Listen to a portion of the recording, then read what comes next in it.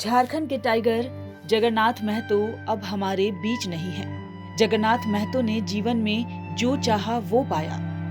अपनी शर्तों पर जीवन जीने वाले जगन्नाथ महतो की भी कोई इच्छा अधूरी रह सकती है, शायद ही यह किसी ने सोचा होगा, लेकिन यह बात बिल्कुल सही है। उनकी एक ऐसी इच्छा जो अधूरी रह गई और वो इच्छा थी नेत्रदान की। अगर कोई मुझे लंग्स दान नहीं करता तो मैं आपके पास इस वक्त खड़ा नहीं रहता। इसलिए सभी को नेत्रदान करना चाहिए। मैंने भी फॉर्म भरा है, मैंने भी नेत्रदान किया है।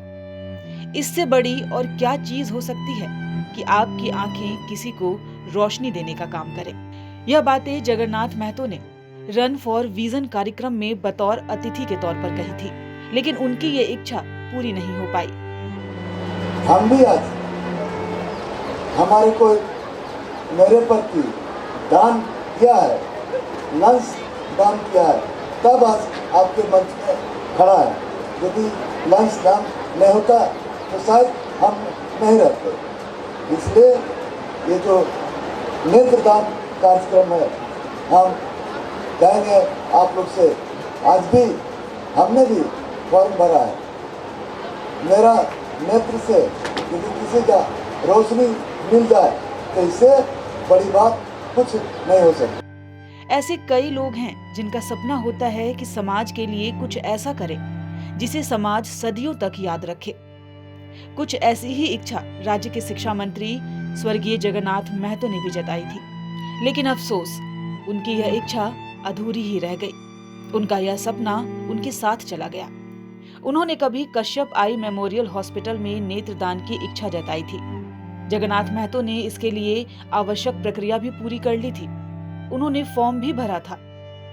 इस बात का खुलासा खुद नेत्र विशेषज्ञ डॉक्टर भारती कश्यप ने किया। मंत्री ने खुद से पहल कर यह काम किया था।